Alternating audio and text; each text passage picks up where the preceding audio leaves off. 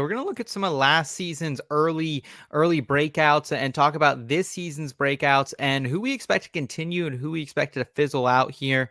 After the first month of the season, we have some surprises at each position, starting with quarterbacks here. Quarterback ones, currently Baker Mayfield, QB3 overall, Sam Darnold, QB5 overall, Fields, QB6 overall, Geno Smith, QB8 overall.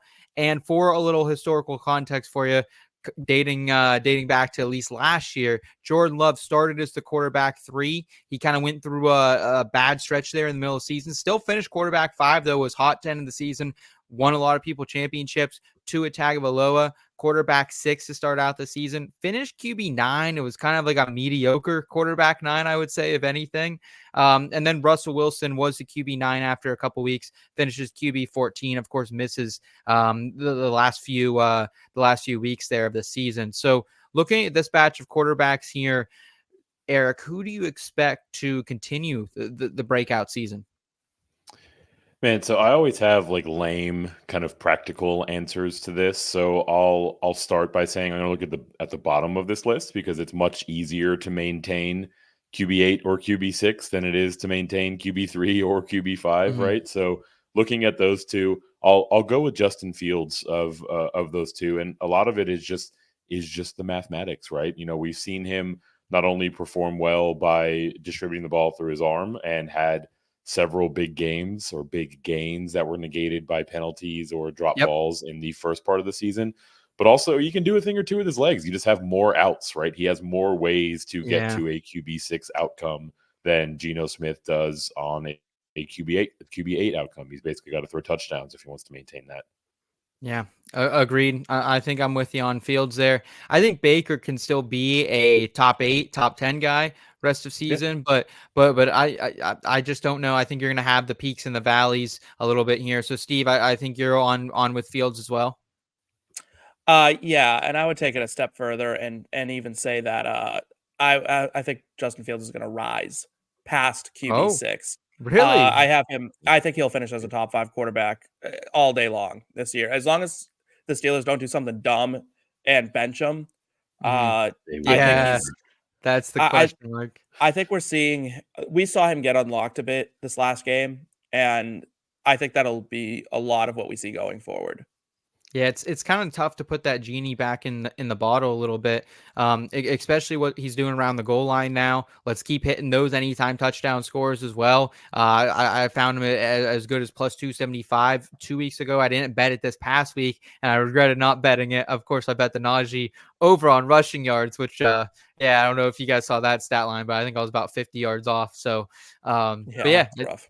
I think Justin Fields continue to be used here, and like honestly, like you can't bench him at this point. Like he's got the locker room, and I think it'd be unless Russ still has more sway than we think. But I feel like it's hard to bench a guy who's playing good when they haven't had a guy play good in years. I got a question for you because you are a Steelers fan. Does he have the locker room? Because do you see that Najee Harris clip? I didn't know. So after the game, they asked about Justin Fields and how he kind of threw the offense on his back and carried them. And Najee Harris got pretty pissy about it and was like, why are you always asking about one guy? It's all of us. It's not just him, blah, blah, blah, blah, blah. So I'm starting to think I'm starting to think this is a Najee problem because that was like really weirdly snippy. But like usually you hear people go to bat for their quarterback, especially one that's trying to, revive their career essentially.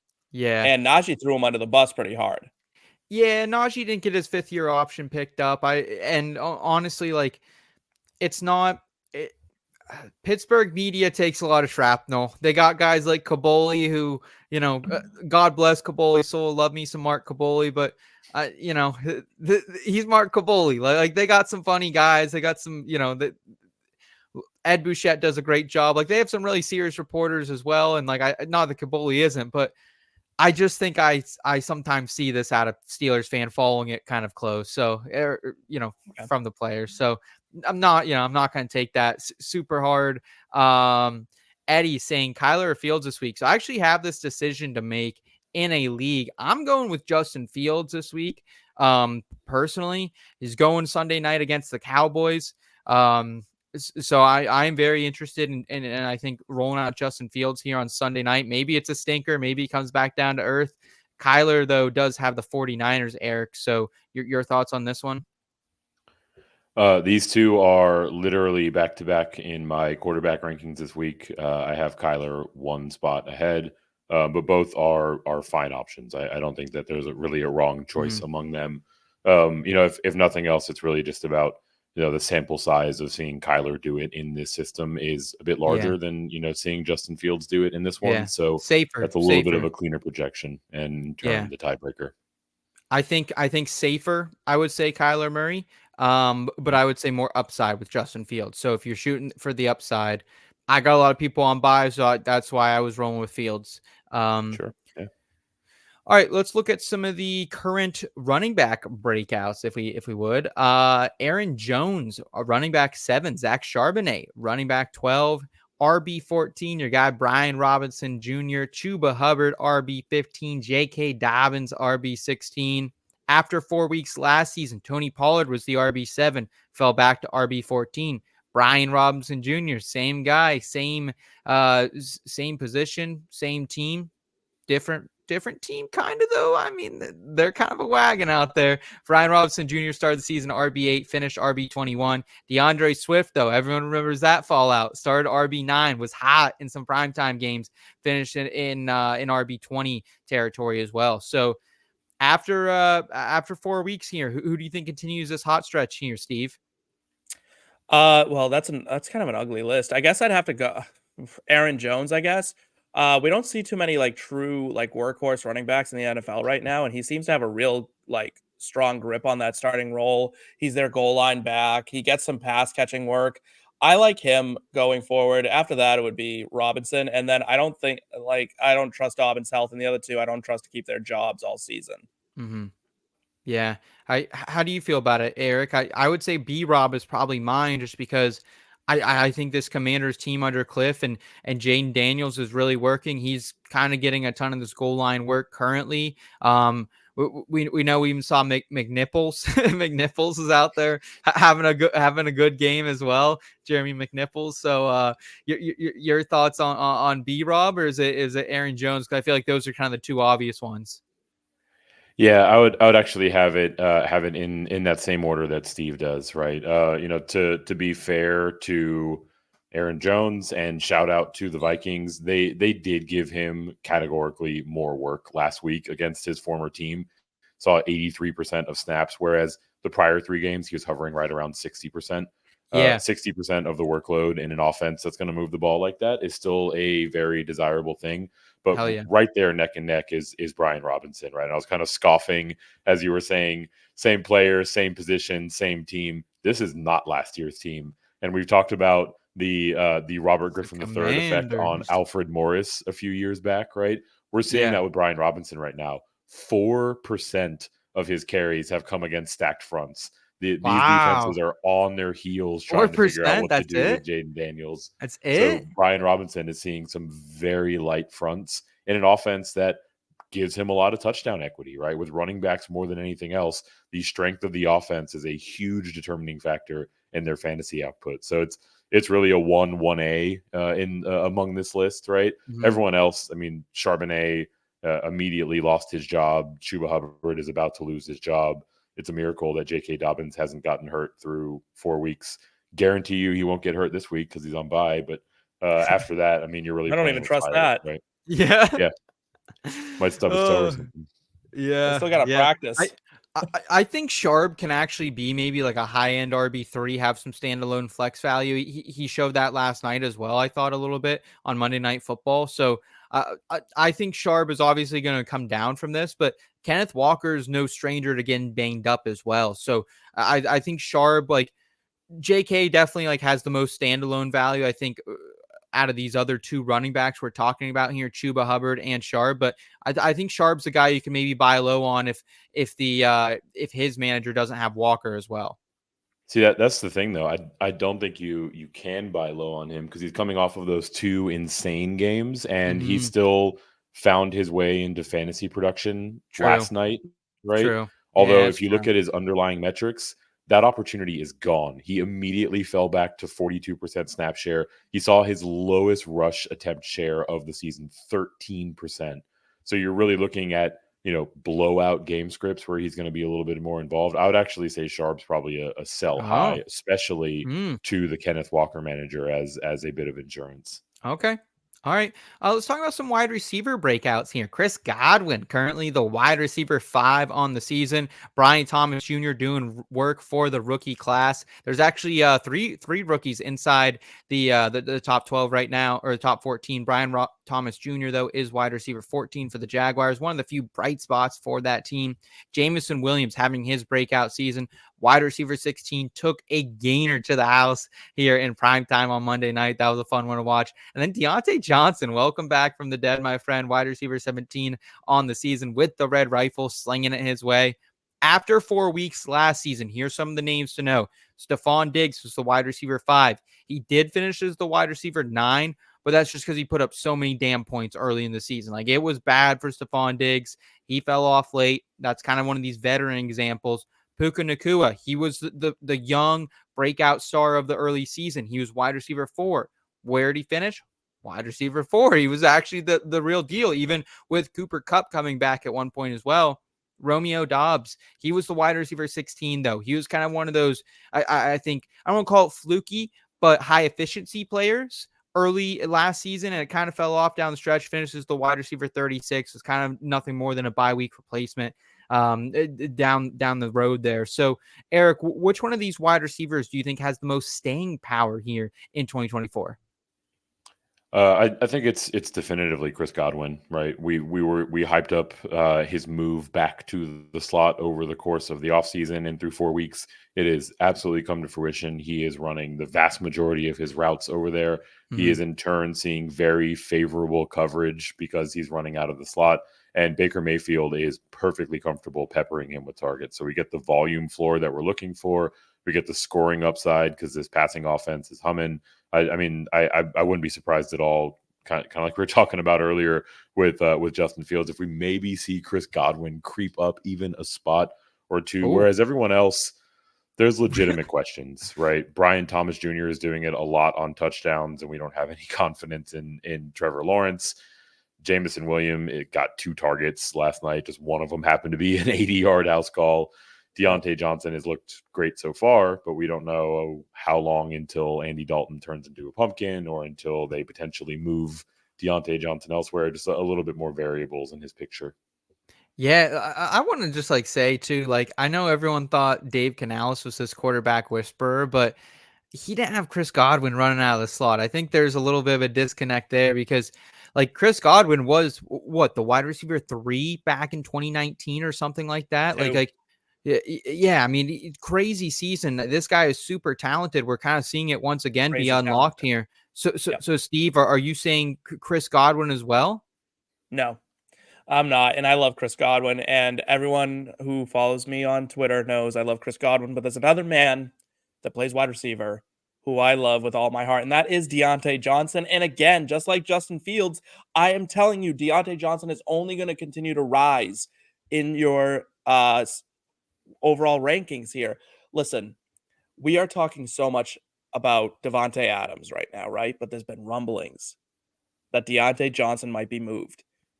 And you look me in the eye and tell me Deontay Johnson doesn't fit the Rashee Rice role in Kansas City on a cheaper deal. Tell me you don't think you could get the same production, right? Now, how much is DJ running out of the slot these days, Eric? Is he still running a shit ton out of the slot? He's actually a little bit closer to even with the slot and the right side, but still a fair amount of slot snaps. Yeah. That's Deontay honestly, Johnson is a maven at getting open. He is probably, and I'm going to say this with my whole fucking chest, the best wide receiver in the NFL at getting open. Now, it hasn't translated, but his success rate on all his routes is incredibly high. You have never seen Deontay Johnson get locked down by a cornerback. Deontay Johnson runs perhaps the crispest routes in the NFL. Now, Chris Godwin is right up there with him, but Deontay Johnson is a sleeper candidate on a team that is in full rebuild to be moved to a contender with a better quarterback situation. Mm-hmm. Yeah, a lot of upside there for sure. A lot of upside there, and that would definitely be nasty. And yeah, he can definitely get open. He can't always fucking catch the ball, though. I know that firsthand as a Steelers fan as well. Eric, your thoughts on kind of Deontay there as well, and who are the other like who are your like the top technicians in the league? Would you say? Like I'd say Garrett Wilson's up there. Devontae Adams is a technician. Justin Jefferson, like those are probably I guess some of my most route savvy wide receivers, I would say. What do you think, Eric? Yeah, those guys are definitely up there. And as Steve said that, I'm kind of running through the Rolodex of who else would need to be in that conversation. And honestly, it's a lot of the guys that we've talked about, right? You You add know, Keenan Allen for to that me, list too. Yeah. looking at this list, you know, Godwin and Deontay Johnson are the clear favorites among these four to Okay. maintain their Wow. position, right? If nothing else, it's just that there's unknown swirling around Deontay Johnson, whereas I think Godwin's a little bit Yeah. more of a stable picture. But I mean, to Steve's point, right? Like Deontay Johnson is easily one of the best separators in all of the league, and Mhm. his wide receiver 17 status that he's gotten to is essentially just on 2 games, right? So like if he just maintains what he's been doing over these last 2 weeks for the duration of the Sure. season, he's going to jump up a good Yeah. 6, 7, 8 spots, right? Okay. All right. Awesome. Awesome. Let's go to the tight end position here. Dallas Goddard is the tight end 1 currently in fantasy football. Cole Kmet is the tight end 3. Pat Fryermuth, old Muth, baby. He's the tight end 5. Isaiah Likely, tight end 6. For some context for you, last season after the first month of it, Cole Kmet was the tight end 3. He finished as the tight end 8. Hunter Henry, he was the tight end 6. He finished at the tight end 19. Jonnu Smith, tight end 11, was getting a little bit of buzz. Finished at the tight end 17. So a lot of fugays last year at this position after a month. A lot of fugays right now at this position as well. As we see, like Travis Kelce, I think he's tight end 12. Laporta's still out of the picture. Andrews has back-to-back blinks. So, Eric, who do you think here has any staying power close to their current breakout pace? None of them. Isaiah Thank Likely you. because he is the lowest, I guess.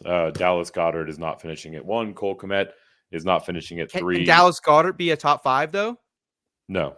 The only way that you can actually see that is if we continue to have very, very down performances among the elite tight ends, or some of them get hurt, right? Or Dallas if the Goddard Eagles essentially, receivers get hurt, maybe like well, if AJ yeah, Brown or Devonta, that'd probably be and that's really the consideration, right? Like last week, he put up 13 points. That is a gold mine in 2024 for tight end production.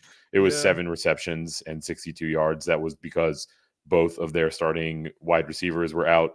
The week prior, he went 10 for 170 and a score, but really 60 of those yards and the touchdown were because the Saints defenders, just like Three Stooges styles, ran into each other and he could just walk yeah. into the end zone, right? So like he's definitely the biggest fraud among all of them, because he's going to return back to like maybe not a 3 for 30 guy because he's Mhm. got a little bit larger of a role, but like a 4 for 45 guy. You know, this fast start will probably still have him finish as like tight end 7 or 8, but he's certainly not going to round out the season as tight end 1. Steve, what do you think? I mean, I agree that it's like none of them. Of the 4 of them, I actually like Goddard to potentially finish where he's at.